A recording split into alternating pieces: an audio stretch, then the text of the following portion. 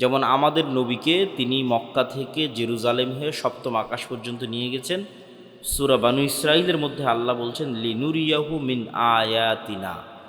কেন এই কাজ করেছি জানো? আমি তাকে আমার অদৃশ্য জগতের কিছু দেখাতে চাই, নিদর্শন দেখাতে চাই। জান্নাতের কথা আজীবন শুনলো, এখন সচক্ষে দেখাবো। এই যে মোহাম্মদ, এই যে জান্নাত। আজীবন শুনেছে জাহান্নাম, এবার সচক্ষে দেখাবো। সব 7 আসমানের কথা শুনেছে, এবার সচক্ষে দেখবে 7 আসমান কী জিনিস। তাহলে এগুলো গায়েবের জগৎ। মেরাজের সফরে আল্লাহর নবী এগুলো সচক্ষে দেখেছেন। তাহলে মুহাম্মদ সাল্লাল্লাহু আলাইহি ওয়াসাল্লামের ইমানের লেভেল আমার এবং আপনার ইমানের লেভেল এক হবে না।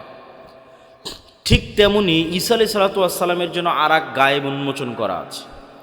আপনারা কোনোদিন মৃত মানুষকে জীবিত হতে দেখেছেন? মৃত মানুষকে জীবিত হতে দেখেননি, এটা কিন্তু গায়েব। এটার উপরই পরকালের বিশ্বাস টিকে আছে। কিয়ামত মানেই মরা মানুষ আবার জীবিত হবে, এটাই কিয়ামত। ওই বিশ্বাসের উপরই কিয়ামত এবং পরকাল, জান্নাত জাহান্নাম দাঁড়িয়ে আছে, যে মরা মানুষ আবার জীবিত হবে। তো কেমনে মরা মানুষ আবার জীবিত হবে? তো ঈসা আলাইহিস সালাম সকাল সন্ধ্যা মরা মানুষ জীবিত করতেন।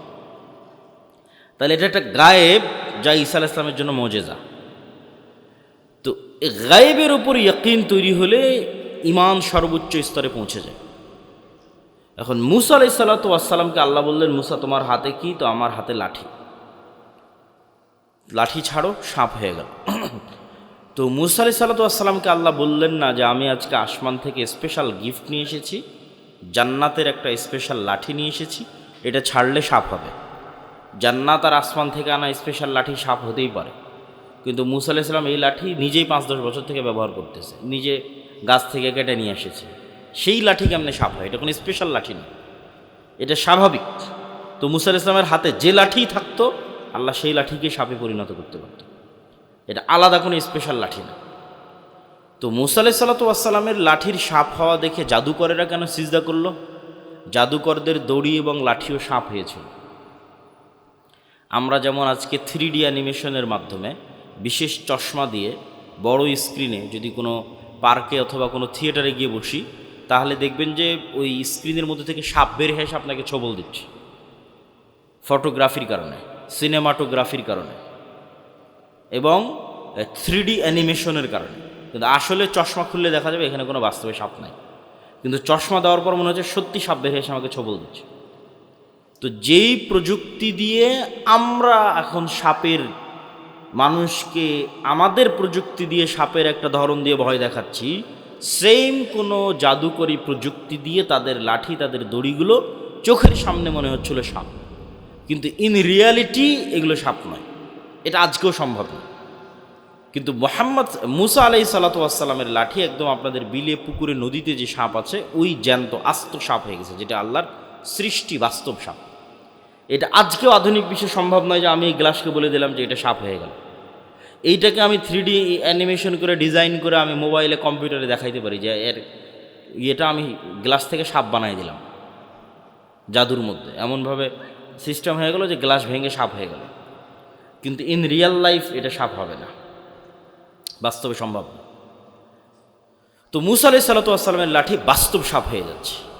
এটাই মুসা আলাইহিস সালামের চিন্তা, চেতনা এবং গায়েবের উপর ইয়াকিন সব পরিবর্তন করে দিয়েছে। যে আমি যেই ফেরাউনের ভয়ে পালিয়ে এসেছি, যে ফেরাউন পৃথিবীর সবচেয়ে শক্তিশালী, তো ওই ফেরাউনের তুলনা আল্লাহ সুবহানাহু ওয়া তাআলার সাথে কেমন? উনি এই গায়েবের উপর ইয়াকিনের মাধ্যমে আল্লাহর শক্তি জানতেছে। আল্লাহর শক্তির সাথে ফেরাউনের শক্তির তুলনা, লা হাওলা ওয়ালা কুওয়াতা ইল্লা বিল্লাহ। আল্লাহর শক্তির সাথে ফেরাউনের শক্তির তুলনা হচ্ছে যে আল্লাহ বেশি শক্তিশালী, ফেরাউন কম শক্তিশালী না। আল্লাহ অনেক শক্তিশালী, ফেরাউন তার তুলনায় দুর্বল। জি না, আল্লাহ শক্তির সাথে ফেরাউনের শক্তির তুলনা হচ্ছে যে ফেরাউনের শক্তি আল্লাহর শক্তির সামনে জিরো। বলেন আল্লাহু আকবার। দুর্বল নাই, কম শক্তিশালী নয়। দুর্বল, কম শক্তিশালী বললে ইমানই থাকবে না। আল্লাহর শক্তির সামনে ফেরাউনের শক্তি জিরো। এটাই লা হাওলা ওয়ালা কুওয়াতা ইল্লা বিল্লাহর অর্থ। এইটাই মুসা আলাইহিস সালামের কালবের মধ্যে ঢুকে গেছে। এটাই ঈমান বিল গায়বি ইয়াকিন।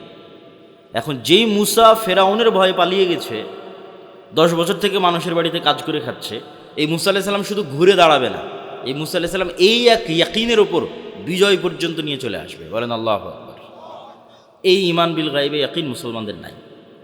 মুসলমানদের ঈমান বিল গায়বে ইয়াকিন নাই দেখে এরা মন্দির পাহারা দিয়ে ক্ষমতায় যেতে চায়। ঈমান বিল গায়বে ইয়াকিন নাই দেখেই তারা শুধু দুনিয়ার কলা কৌশল এবং রাস্তার উপর ভরসা করতে চায়। কিন্তু আমাদের পরের পয়েন্টে আমরা দেখব যে ইসলাম এবং মুসলমানদের বিজয় দুনিয়ার রাস্তায় হয় না। আল্লাহর সাহায্য ছাড়া ইসলাম এবং মুসলমানদের বিজয় অতীতে হয়নি, ভবিষ্যতে হবে না, এখনও হয় না। এটার উপর ফুল স্টপ। কেউ যদি চায় যে আমি ইসলাম এবং মুসলমানদের বিজয় আমার দরকার, গোলামি থেকে মুক্তি আমার দরকার, তাকে সবার আগে আল্লাহর সাহায্য নিশ্চিত করতে হবে। আল্লাহর সাহায্য নিশ্চিত, বিজয় নিশ্চিত।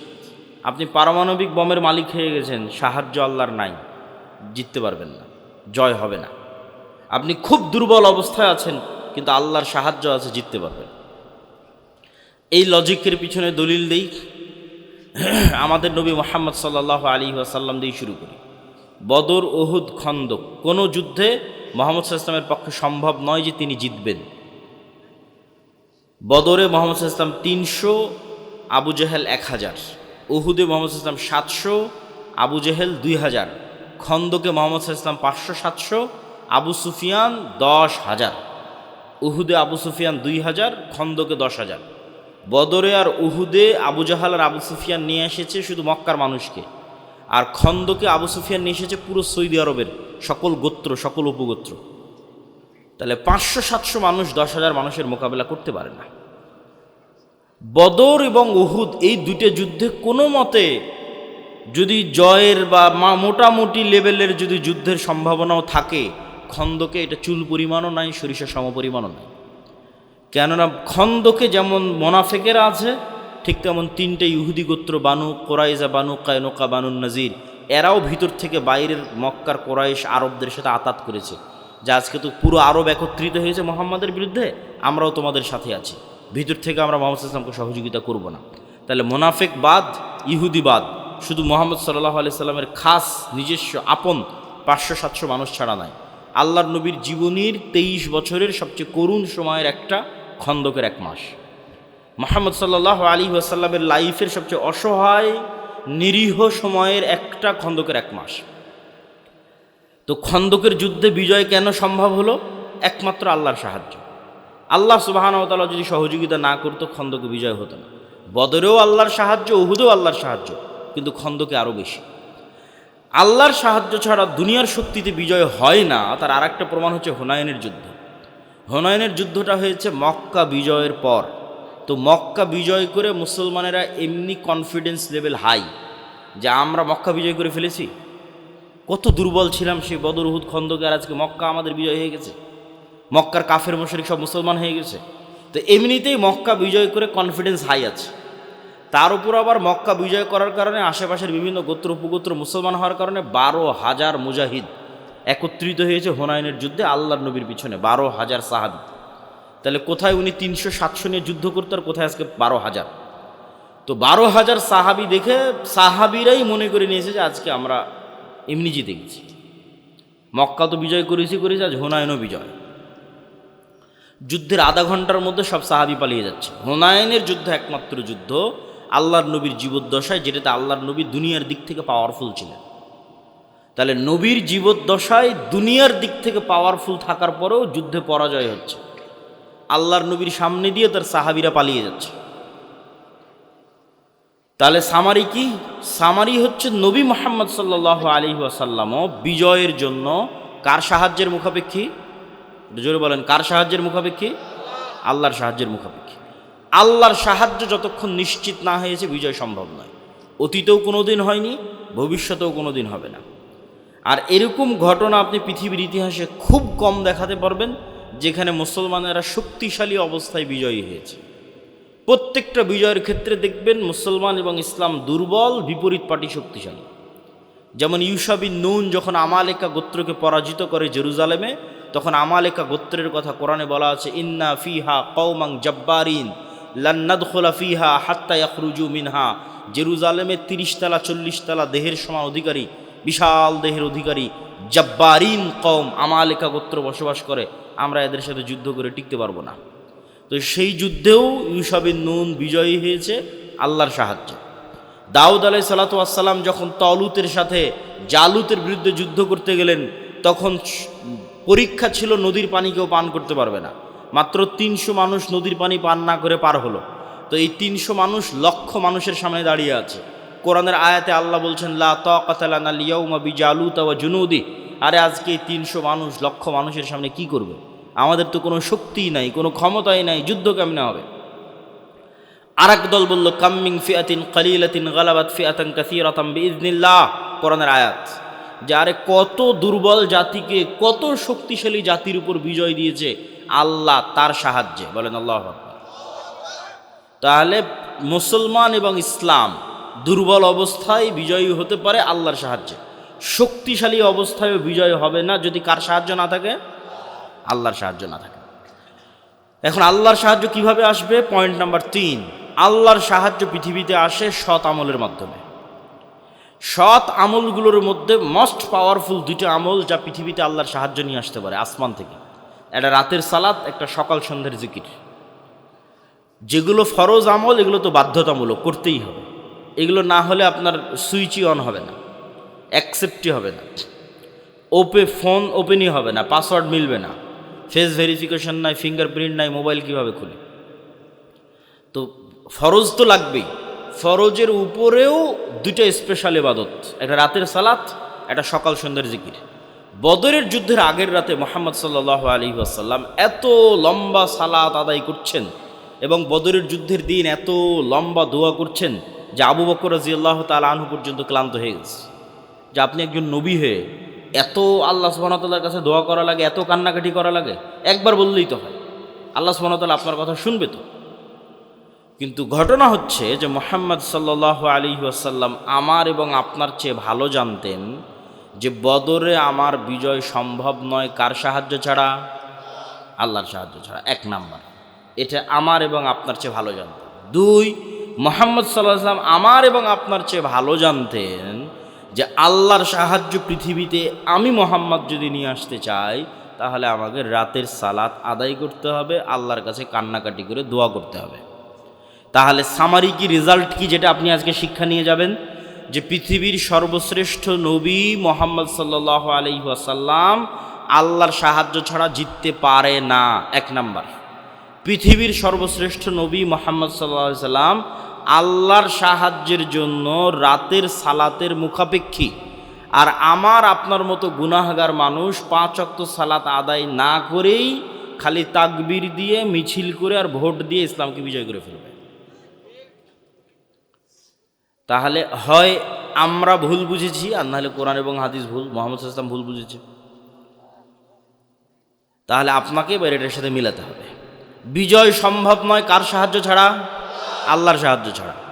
আল্লাহর সাহায্য ফরজ ইবাদত না করে, 5 ওয়াক্ত সালাত আদায় না করে, সুদ ঘুষ হারাম ইত্যাদি গুনাহ থেকে বিরত না থেকে, রাতের সালাত আদায় না করে আল্লাহর সাহায্য আসবে? আসবে না। এটা ফাংশন। ঠিক যেভাবে আপনি এই যে মোবাইল দিচ্ছেন, এই যে ফিঙ্গারপ্রিন্ট মিলে যাচ্ছে, ফেস ভেরিফিকেশন হচ্ছে, প্রত্যেকটা আমলের একটা পিকচার, একটা চিত্র, একটা ফরম্যাট লাউহে মাহফুজ আছে, লাউহে মাহফুজে প্রত্যেকটা আমলে। এই আমলগুলো যখন নূর তৈরি করে উপরের দিকে উঠে যেতে থাকে, লাউহে মাহফুজের যে চিত্র সেই চিত্রের সাথে মিলে যেতে থাকে, ওই টাইমিংয়ের সাথে মিলে যেতে থাকে। এই জন্য প্রতিটা আমল টাইমিংয়ের সাথে কানেক্টেড, প্রত্যেকটা আমল। ওই নির্ধারিত টাইমে ওই নির্ধারিত চিত্র যখন রিপোর্ট হবে তখন অটোমেটিক সাহায্যের দরজা খুলে যাবে। এটা পাসওয়ার্ড। ওই সিস্টেমে যেভাবে মুহাম্মদ সাল্লাল্লাহু আলাইহি ওয়াসাল্লাম দাঁড়িয়েছে, ওই চিত্র, ওই মুখ দিয়ে আওয়াজ, ঠিক যেন একটা জাদুকরি দরজার সামনে আপনি দাঁড়িয়ে আছেন। এই জাদুকরি দরজা এখন এইভাবে খুলবে, এইভাবে পাসওয়ার্ড লোকেট করা আছে। আপনি এইভাবে দাঁড়িয়ে, এইভাবে রুকুতে গেলেন, মুখে আওয়াজ উচ্চারণ হচ্ছে, টাইমের সাথে মিলতেছে, কাজের সাথে মিলতেছে, এখন দরজা ওপেন হয়ে যাবে। ওর যে সালাতের সাথে নাই, ওর কোনো খাওয়া দাওয়া, নাম গন্ধ কিছুই আল্লাহর কাছে নাই, শেষ। ও এখন জান্নাতে গেল কি জাহান্নামে গেল নিচ্ছে, ও জান্নাতে গেল কি জাহান্নামে গেল সেটা দেখে আল্লাহ সুবহানাহু ওয়া তাআলার কোনো কাজ নাই। আল্লাহ সুবহানাহু ওয়া তাআলা এটা পরোয়া করে না। তাহলে যে এই রিলেটেডের মধ্যে নাই, ওর সাথে আল্লাহ সুবহানাহু ওয়া তাআলা নাই। সম্মানিত উপস্থিতি, পয়েন্ট নাম্বার 4, আমরা কিন্তু 3টা পয়েন্ট অলরেডি শেষ করে ফেলেছি। ইমান বিল গায়বে ইয়াকিন, আল্লাহর সাহায্য ছাড়া ইসলামের বিজয় হয় না। আল্লাহর সাহায্য পৃথিবীতে আনতে পারে সৎ আমল, তার মধ্যে সবচেয়ে পাওয়ারফুল দুটো আমল কি কি? রাতের সালাত এবং আরেকটা কি? সকাল সন্ধ্যার জিকির। সকাল সন্ধ্যার জিকির কেন পাওয়ারফুল? সকাল সন্ধ্যার জিকির এই জন্য পাওয়ারফুল, পৃথিবীর এমন কোনো অসম্ভব কাজ নাই যা জিকির দিয়ে সম্ভব নয়। পৃথিবীর এমন কোনো অসম্ভব নয় যা জিকির দিয়ে সম্ভব নয়। মুসা আলাইহিস সালাতু ওয়াস সালামকে আল্লাহ যখন ফেরাউনের কাছে পাঠালেন, এটাই পৃথিবীর ইতিহাসের সবচেয়ে বড় আশ্চর্য যে মুসা আলাইহিস সালাম ফেরাউনের কাছে যাবে আবার জিতবে। তো আল্লাহ সুবহানাহু ওয়া তাআলা মুসা আলাইহিস সালামকে বলছে, ওয়ালা তানিয়া ফি যিকরি। মুসা, তোমাকে তো অনেক কিছু দিলাম, লাঠি দিলাম, মুখের কথা ঠিক করে দিলাম, তোমার সাথে তোমার ভাইকে দিলাম, ঠিক আছে, হাতের মুজিজা দিলাম, তবে একটা কথা মনে রাখিও, সব সময় আমার জিকির করতে হবে। যদি আমার জিকির না করো, মোবাইলে চার্জ না থাকলে মোবাইল অন হবে? আমার জিকির ভুলে গেছো, লাঠি ছেড়ে দিয়েছো, কাজ হয়নি। কথা মানে বুঝতে পারেননি আমার, যে আমার কথা ভুলে গেছো দিয়ে লাঠি ছেড়ে দিয়েছো, যে লাঠি আর সাপ হয় না। লাঠি সমুদ্রে মারতেছো আর রাস্তা তৈরি হয় না। ওয়ালা তানিয়া ফি যিকরি, কাজ করবে সব কিছু, সব টেকনোলজি কাজ করবে, শর্ত হচ্ছে আমাকে সবসময় স্মরণে রাখতে হবে। তাহলে মুসা আলাইহিস সালাতু ওয়াস সালাম সব অসম্ভবকে সম্ভব করে ফেলেছে কার জিকিরের মাধ্যমে? আল্লাহ সুবহানাহু ওয়া তাআলার জিকিরের মাধ্যমে। জাকারিয়া আলাইহিস সালাতু ওয়াস সালাম আল্লাহ সুবহানাহু ওয়া তাআলাকে বললেন, মারিয়ামকে দেখে আল্লাহ, হুনালিকা দাআ জাকারিয়া রাব্বাহ, যে আল্লাহ আমার সন্তান দরকার, ছেলে সন্তান। আল্লাহ সুবহানাহু ওয়া তাআলা সাথে সাথেই ফেরেশতাদের মাধ্যমে তাকে জানিয়ে দিলেন যে সন্তান হবে। সাথে সাথে জানিয়ে দেওয়ার পরেও জাকারিয়া আলাইহিস সালাতু ওয়াস সালাম নিজেরই বিশ্বাস হচ্ছে না যে আমার সন্তান। কেন? ওনার চুল পেকে গেছে, দাড়ি পেকে গেছে, স্ত্রী বন্ধা, তো কেমনে ওনার সন্তান হবে? উনি আল্লাহকে জিজ্ঞেস করছে, আল্লাহ আমার সন্তান হবে, এই কথা তো আপনি বললেন, আমার অন্তরের প্রশান্তির জন্য একটু আলামত বলেন, কি আলামতে আমি বুঝবো যে আমার সন্তান হবে? আল্লাহ বললেন, তোমার আলামতই হচ্ছে তুমি সকাল সন্ধ্যার জিকির করবা। বলেন আল্লাহু আকবার। কোরআন পরিপূর্ণ হয়ে আছে সকাল সন্ধ্যার জিকিরের কথা দিয়ে, বিল গুদুওয়ি ওয়াল আসাল, বিল আশিয়্যি ওয়াল ইবকার, বুকরাতাও ওয়া আসীলা, ক্বাবলা তুলুইশ শামসি ক্বাবলাল গুরুব। এগুলো কোরআনের আয়াত। বিভিন্ন জায়গায় জায়গায় আল্লাহ বলতে থেকেছে, মানুষ তোমরা সকালে এবং সন্ধ্যায় আল্লাহর জিকির করো। টাইমের খুব গুরুত্ব আছে ইসলামে। ওই নির্ধারিত টাইমের মধ্যেই ওই কাজটা যেতে হবে। ওই নির্ধারিত টাইম পার হয়ে গেলে ওই কাজ আর ওই রকম ইফেক্টিভ হবে না। যেমন রাতের শেষ অংশের সালাত, ওটা ওই টাইমের সাথে রিলেটেড। সকাল সন্ধ্যের জিকির, ওটা ওই টাইমের সাথে রিলেটেড। যেই টাইমে যে সালাদ দেওয়া আছে, যে অক্তের সালাদ দেওয়া আছে, যখন সাহরি করতে বলা হয়েছে, যখন ইফতারি করতে বলা হয়েছে, এগুলোর জন্য সব সময় নির্ধারিত, সময় কানেক্টেড। তো সকাল সন্ধ্যার জিকির, সন্ধ্যা মানে মাগরিবের আগে, আসরের পর থেকে না সূর্য ডুবার পূর্ব পর্যন্ত, মাগরিবের পরে নয়, আসরের পর থেকে সূর্য ডুবার পূর্ব পর্যন্ত। আর সকাল মানে ফজরের পর থেকে সূর্য ওঠার পূর্ব পর্যন্ত, এই সময় জিকির। জিকির এই জন্য পাওয়ারফুল, আপনাকে বুঝতে হবে যে সাউন্ড সবচেয়ে পাওয়ারফুল। আজকের আধুনিক বিশ্ব টিকে আছে আলোর ওয়েভ। এই যে ক্যামেরা, মোবাইল, লাইভ, কম্পিউটার, সব অল এভরিথিং, এগুলো টিকে আছে আলোর ওয়েভের ওপর। এইটা একটা টেকনোলজি। আর এর চাইতেও পাওয়ারফুল টেকনোলজি হচ্ছে সাউন্ড, আওয়াজ। আল্লাহ সুবহানাহু ওয়া তাআলা আসমান এবং জমিন সৃষ্টি করেছেন আওয়াজ, কুন ফায়াকুন দিয়ে। আল্লাহ সুবহানাহু ওয়া তাআলা আসমান এবং জমিন ধ্বংস করবেন, এটার সিস্টেমও তৈরি করেছেন আওয়াজ দিয়ে। ইসরাফিল বাঁশিতে ফুঁ দিবে, সে আওয়াজ আসমান এবং জমিনে ছড়িয়ে পড়বে, ওই আওয়াজে কিয়ামত সংঘটিত হবে। আওয়াজে দেখা যাচ্ছে আসমানকে এমনভাবে ডেভেলপ করা আছে যে ওই ইসরাফিলের আওয়াজ শোনা মাত্রই বুঝে যাবে, ফেটে চৌচির হয়ে যাবে। সূর্যকে এমনভাবে ডেভেলপ করা আছে, সেট আপ করা আছে, ওই ইসরাফিলের আওয়াজ শুনবে, ভেঙে চৌচির হয়ে পড়ে যাবে। এরা সব আওয়াজ বুঝে। আবার মানুষেরা যারা পৃথিবীতে ঘুমান্ত অবস্থায় আছে কবরের নিচে, ইসরাফিলের এক আওয়াজে সব জীবন্ত হয়ে যাবে, কিয়ামত সংঘটিত হবে, আওয়াজ দিয়ে সব জীবন্ত হয়ে যাবে। তো আওয়াজ হচ্ছে মোস্ট পাওয়ারফুল, খুবই পাওয়ারফুল। এবং আমরা আমাদের আশেপাশে যা দেখছি সবাই আওয়াজ করতেছে, শুনতে পারতেছি না, কিন্তু সবগুলোর আওয়াজ আছে। এটা গায়েব। এই গায়েবের নিউজ আল্লাহ দিয়েছে। আর গায়েবের উপর ইয়াকিন না থাকলে আপনার বিজয়ের প্রথম ধাপই কিন্তু মিস করেছেন, যেটা প্রথম শর্ত দেওয়া আছে, যে গায়েবে ইয়াকিন। তাহলে এটা গায়েব, যে আশেপাশের সব কিছু আওয়াজ করতেছে। আল্লাহ কি বলছে? ইউসাব্বিহু লিল্লাহি মা ফিস সামাওয়াতি ওয়া মা ফিল আরদ। আসমান জমিন এবং তার মধ্যে যা কিছু আছে তার সব কিছু সব সময় আমার তাসবিহ পাঠ করতেছে। বলেন আল্লাহু আকবার। তাহলে এই মাইকও তাসবিহ পাঠ করতেছে মানে আওয়াজ হচ্ছে, এই কাঠও তাসবিহ পাঠ করতেছে মানে আওয়াজ হচ্ছে, এই জামাও তাসবিহ পাঠ করতেছে মানে আওয়াজ হচ্ছে, এই পুরো প্যান্ডেল তাসবিহ পাঠ করতেছে মানে আওয়াজ হচ্ছে। এই আওয়াজ শোনার সক্ষমতা আমার নাই। যেমন এদিক দিয়ে একটা পিঁপড়া হেঁটে চলে যাচ্ছে, ওই পিঁপড়ার যাওয়ার আওয়াজ আমি শুনতে পাই না, পিঁপড়া কী বলছে তাও শুনতে পায় না। কিন্তু এই সাউন্ড টেকনোলজির কিছু জ্ঞান আল্লাহ সুলাইমানকে দিয়েছিলেন। ওমা উতিতু মিনাল ইলমি ইল্লা কালিলা। ওই পিঁপড়া কী বলছে সুলাইমান আলাইহিস সালাম বুঝতো, ওই পাখি কী বলছে সুলাইমান আলাইহিস সালাম বুঝতো, সুলাইমান আলাইহিস সালাম কী বলছে ওইটা আবার ওই পাখি পিঁপড়া বুঝতো। ঠিক আছে, তাহলে আমাদের আশেপাশের অল এভরিথিং সব কিছু সবসময় আল্লাহর তাসবিহ পাঠ করতেছে সবসময়। তাহলে আপনিও যখন সকাল সন্ধ্যায় জিকির করবেন, তাসবিহ করবেন, এগুলো কিন্তু আরও শুনতে পায়। এই জন্য এটা সবচেয়ে পাওয়ারফুল যে আপনি তাসবিহ পড়তেছেন, এই তাসবিহ আপনার আশেপাশের সব শুনতে পায়।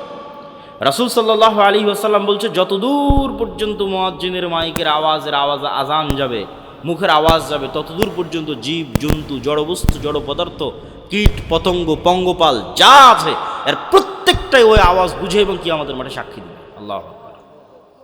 তাহলে আমি আপনি তাসবিহ, এই গায়েবের উপর যখন আপনার ইয়াকিন হবে, এটা গায়েবের নিউজ, গায়েবের সংবাদ আল্লাহ কোরআনে দিয়েছে, আমি অনুবাদ করতেছি।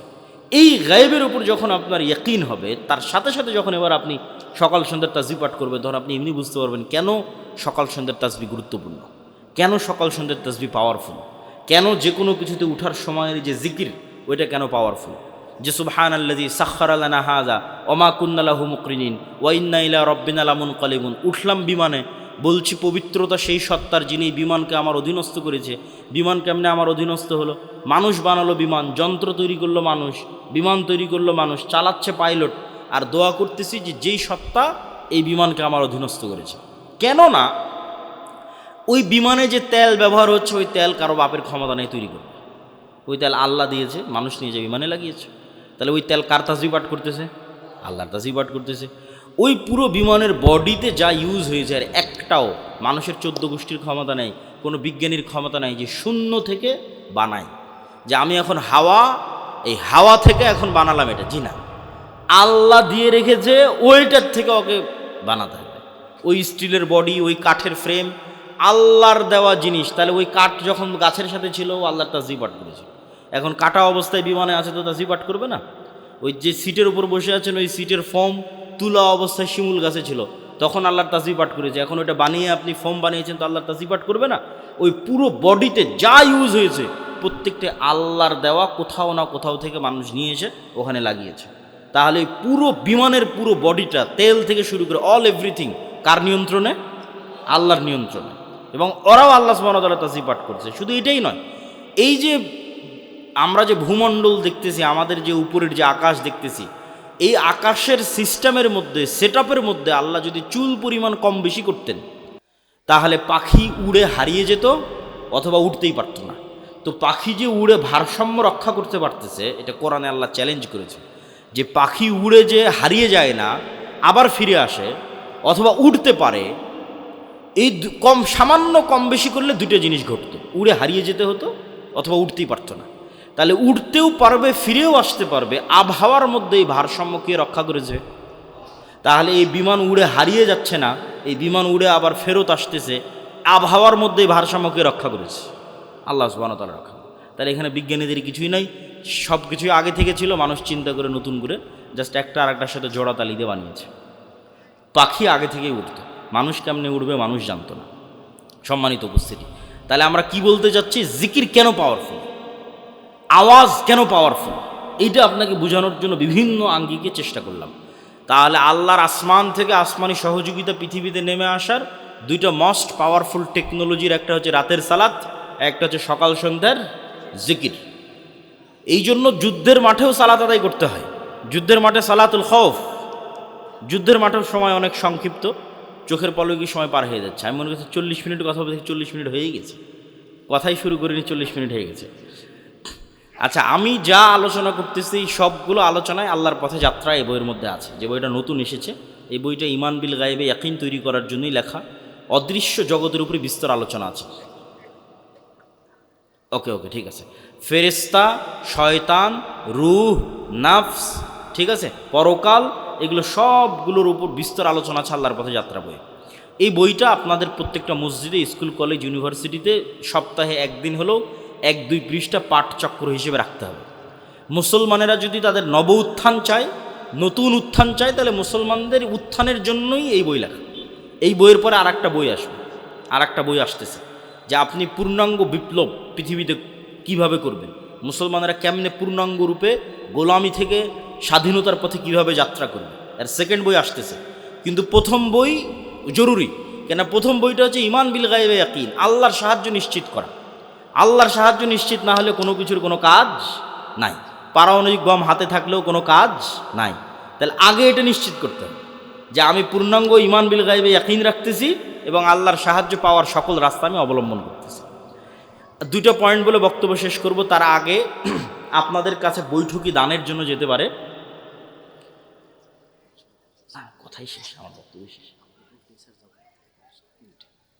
আচ্ছা আচ্ছা, সমস্যা নেই। আমি আপনাদের কাছে বৈঠকি দানের জন্য 2 মিনিট কথা বলবো, এর মধ্যে আপনাদের প্রধান অতিথি 2 মিনিট কথা বলবে, তারপরে আমি উপসংহার টানবো। বৈঠকি দানের ক্ষেত্রে দুটো কথা। একটা কথা হচ্ছে যে দান কেন কার্যকরী, দান কেন ইফেক্টিভ, দান কেন আপনাকে হেল্প করতে পারে। এই জন্য যে আমরা আমাদের ইবাদতের শতভাগ নিশ্চয়তা দিতে পারবো না, আবার আমরা গুনাহ থেকে মুক্তির শতভাগ নিশ্চয়তা দিতে পারবো না। কেউ এখানে দাঁড়িয়ে বলবে যে আমি জীবনে 1 ওয়াক্ত সালাত কাজা করিনি, খুব কঠিন। আবার কেউ বলবে যে না আমি 1 ওয়াক্ত কাজা করিনি, আবার প্রত্যেক ওয়াক্তে শুরু থেকে শেষ পর্যন্ত আল্লাহর কথাই স্মরণে রেখেছি, এটাও কঠিন। আবার কেউ বলবে আমি নিষ্পাপ, এটাও কঠিন। তাহলে এই জিনিসগুলোর ব্যাকআপ ছাড়া আপনি জান্নাতে যাওয়ার দাবি করতে পারবেন না। আপনার ইবাদতের কমতিরও ব্যাকআপ লাগবে, আপনার গুনাহের যে আছে সেটারও কাফফারা লাগবে, ঠিক আছে। আবার মানুষ যে পাওনাদার হবে সেই পাওনাদারেরও আপনার ব্যাকআপ লাগবে। তো এই সবগুলোর ব্যাকআপ কিয়ামতের মাঠে টাকা দিয়ে দেওয়া সম্ভব। দুনিয়াতে যেমন বিপদে পড়লে ক্লিনিকে উকিল, আদালত, মামলা মোকদ্দমা টাকা দিয়ে অ্যারেঞ্জ করেন, যেমন এই যে ওসমান হাদি ছেলেটা 50 লক্ষ টাকা দিয়ে সিঙ্গাপুর নিয়ে গেল, তাহলে দুনিয়াতে টাকার দরকার হচ্ছে বিপদে পড়লে। কিয়ামতের মাঠে টাকার দরকার হবে, কিন্তু ইনস্ট্যান্ট অ্যারেঞ্জ করা যাবে না, এখন দিয়ে রাখতে হবে। এখন দিয়ে রাখলে ওই টাকা কিয়ামতের মাঠে কাজে দেবে, এটাই রুলস। কিন্তু টাকা কিয়ামতের মাঠে কাজে দেবে। আর এখন টাকা দিয়ে রাখলে আল্লাহ সুবহানাহু ওয়া তাআলা সেই টাকাকে বাড়াতে থাকবে। এই জন্য কিয়ামতের মাঠে আপনাকে ধনী অবস্থায় উঠতে হবে, হয় জীবন দিয়ে শহীদ হয়ে জান্নাত কিনতে হবে, নয় টাকা দিয়ে জান্নাত কিনতে হবে। ইবাদত দিয়ে জান্নাতের নিশ্চয়তা খুব কঠিন, কেন আপনি নিজে ঠিকমতো ইবাদত করতে পারেন না, কম বেশি হয়ে যায়। গুনাহ মুক্ত থাকা দিয়ে জান্নাতের নিশ্চয়তা খুব কঠিন, কেন গুনাহ হয়ে যায়। তাহলে একটাই রাস্তা যেটাতে জান্নাত নিশ্চিতভাবে কিনা যাবে, হয় জীবন দিয়ে শহীদ হও, নাহলে টাকা দিয়ে জান্নাত কিনো। তা আপনাদের মধ্যে যারা যাবে তাদের আপনার সহযোগিতা করার জন্য দত্ত আহ্বান জানাচ্ছি, এবং আপনাদের প্রধান অতিথি সাহেবকে কিছু বলার জন্য দত্ত আহ্বান জানাচ্ছি।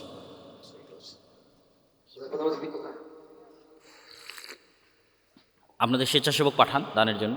আপনারা সবাই পকেটে টাকা দেন, আর কেউ যাবেন না, শেষ করে দেবেন। 10টা মধ্যে শেষ করে দেবেন ইনশাআল্লাহ। 10টা বাজবে আর শেষ করে দেবেন। আপনারা অনুগ্রহ করে কেউ যাবেন না, 10টা হলে প্রোগ্রাম শেষ হয়ে যাবে ইনশাআল্লাহ।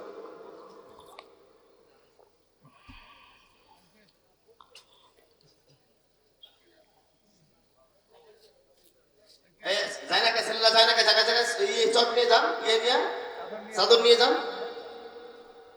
রুমাল ধরেন। 10টায় বক্তব্য ছেড়ে দেবেন ইনশাআল্লাহ। 10টা না,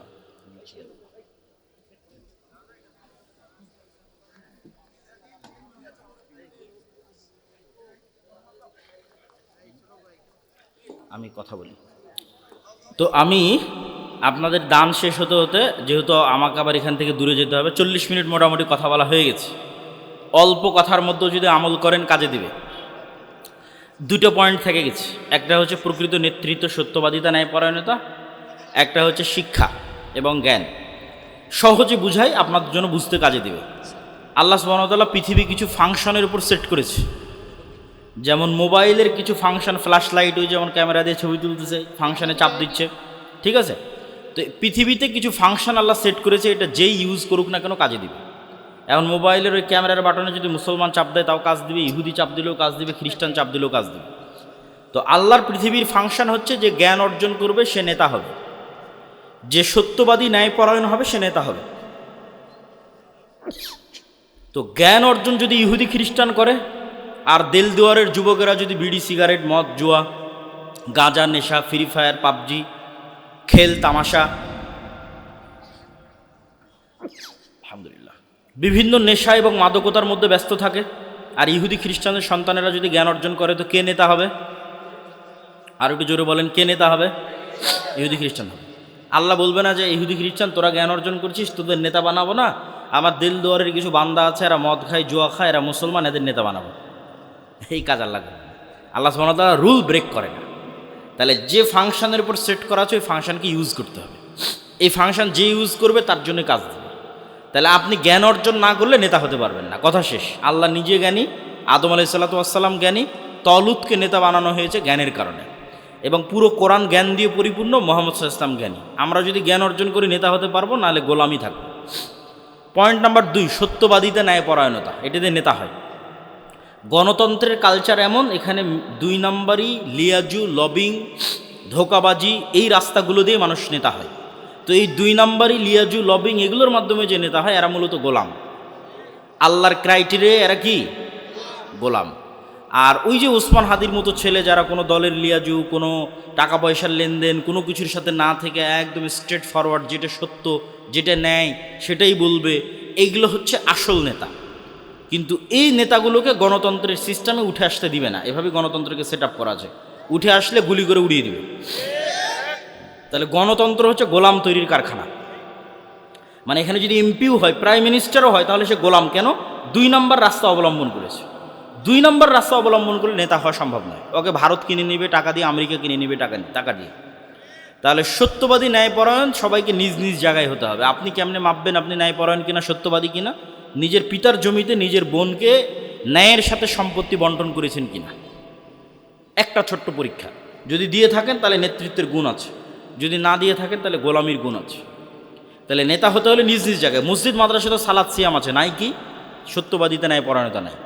আলেম ওলামাদের মধ্যেও সালাত সিয়াম হজ জাকাত আছে, নাই কি? সত্যবাদিতা, ন্যায়পরায়ণতা নাই। এই বেসিক ক্রাইটেরিয়া লিডারশিপের, এটা আমাদের কোথাও মুসলমানদের মধ্যে নাই। কেননা ব্রিটিশ উপনিবেশের দীর্ঘ গোলামির কারণে আমরা এটা হারিয়ে ফেলেছি। গোলামি মে বাদাল জাতি হে কওমো কা জমির, আল্লামা ইকবাল বলেছে। গোলামির মাধ্যমে স্বভাব চরিত্র পরিবর্তন হয়ে যায়। তাহলে লম্বা গোলামিতে আমাদের স্বভাব চরিত্র পরিবর্তন হয়ে গেছে। তো সম্মানিত উপস্থিতি, পুরো বক্তব্যের সামারি করে দিই। আজকেই মুসলমানেরা গোলাম থেকে স্বাধীন হয়ে যাবে। 500 যদি যুবক এরকম তৈরি হয় যারা আমার এই বক্তব্যকে পূর্ণ করে দিতে পারবে, 500। আমি যে থিওরি দিয়ে গেলাম, সিক্রেট রেসিপি দিয়ে গেলাম, এটা বাংলাদেশের ক্ষমতা দখলের নয়, পৃথিবীর ক্ষমতা দখলের। সারা পৃথিবী, শুধু বাংলাদেশ নয়, সারা পৃথিবী। ইমান বিল গায়বে ইয়াকিন থাকতে হবে, আল্লাহর সাহায্য নিশ্চিত করতে হবে। আল্লাহর সাহায্য নিশ্চিত হওয়ার জন্য সৎ আমল লাগবে। ফরজ ইবাদতের পাশাপাশি রাতের সালাত এবং সকাল সন্ধ্যার জিকির। সত্যবাদিতা, ন্যায়পরায়ণতার জ্ঞান এবং শিক্ষায় সর্বোচ্চ স্তরে যাওয়া, এই 2টা দুনিয়ার কাজ। আগের যেগুলো বললাম এগুলো আল্লাহর সাথে রিলেটেড, আর বাকি 2টা দুনিয়ার সাথে রিলেটেড। তাহলে আপনি হবেন এরকম 500 মানুষ যদি তৈরি হয়ে যায় যারা এরকম ক্রাইটেরিয়া পূর্ণ করবে, এরা শুধু বাংলাদেশ বিজয় করবে না, এরা পৃথিবী বিজয় করবে। তো আল্লাহ সুবহানাহু ওয়া তাআলা আমাদের উম্মতকে, আমাদের নতুন প্রজন্মকে এটা করার তৌফিক দান করুক, আল্লাহুম্মা আমিন। এই বলে আমার সংক্ষিপ্ত বক্তব্য এখানেই শেষ করছি। মাসিক আল ইতিসাম, মক্তব, দাওয়া ইলাল্লাহ, এগুলোকে মূল্যায়ন করবেন। বিস্তারিত বলার সময় পেলাম না। আল্লাহর পথে যাত্রায় বইটাকে মূল্যায়ন করবেন। সুবহানাক আল্লাহুম্মা ওয়া বিহামদিকা, আশহাদু আল্লা ইলাহা ইল্লা আনতা, আস্তাগফিরুকা ওয়া আতুবু ইলাইক। আসসালামু আলাইকুম ওয়া রাহমাতুল্লাহি ওয়া বারাকাতুহু। কই আপনার প্রধান অতিথি, কই আপনার কি? মাশাআল্লাহ, চমৎকার বক্তব্য দিচ্ছিলেন। সময়ের অভাব। একটা ঘোষণা, কুটিয়াদানি দক্ষিণপাড়া জামে মসজিদের উদ্যোগে 25শে ডিসেম্বর ওয়াজ মাহফিল। প্রধান বক্তা শায়েখ শায়খ হক্কানি, মুর্শিদাবাদ, ভারত। আপনারা সবাই যাওয়ার জন্য চেষ্টা করবেন ইনশাআল্লাহ। আর আজকে আমাদের এই প্রোগ্রামের প্রধান আলোচক আব্দুল্লাহ বিন আব্দুর রাজ্জাক, আমাদের এই প্রতিষ্ঠানের পক্ষ থেকে অভিনন্দন, শুভেচ্ছা।